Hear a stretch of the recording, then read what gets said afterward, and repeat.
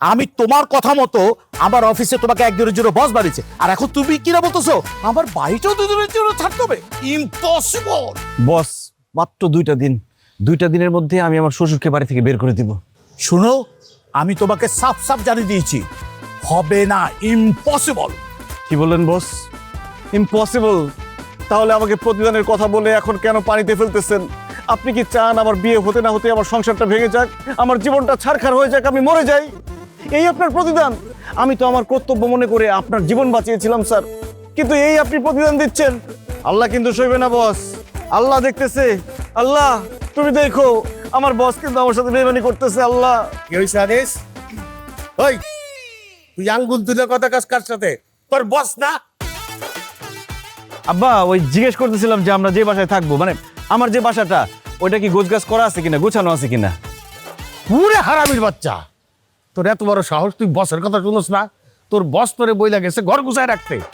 এখন তোর বস তার নতুন বউ নিয়ে কি বাড়িতে গিয়া ঘর গুছাইবো? আব্বা সব গোছায় রাখছে, উনি বলতেছে সব রেডি আছে, আমরা এখনই চাইলে যাইতে পারবো। ও তাইলে তো যাইতেই পারি, চলো। এই, কই যাও তুমি? এদিকে আসো। গড় গড় করে হাইটা চলে যেতেছো। ব্যাগ নিবে না? ব্যাগ নিবে কে? পিয়ন যখন বস আমি ব্যাগ তুলবো, তুই নিবি না? কে নিবে? উঠা ব্যাগ। বুঝছো আনিস, এই ধরনের লোকজনকে সবসময় থাপ্পড়ের উপরে রাখতে হয়, না হইলে এদেরকে দিয়ে কোনো কাজ করানো যায় না। ওকে জন্মই হয়েছে মনে হয় থাপ্পড় খাওয়ার লিগা। ওই দেখো ওর চেহারা দেখো, খোমাটাই এরকম, খালি থাপ্পড় মার থাপ্পড় মার থাপ্পড় মার। আয়, প্রতিদান দিতে গিয়ে জীবন হলো ফাতা ফাতা, হঠাৎ খুলে গেল জীবনের ভুল খাতা।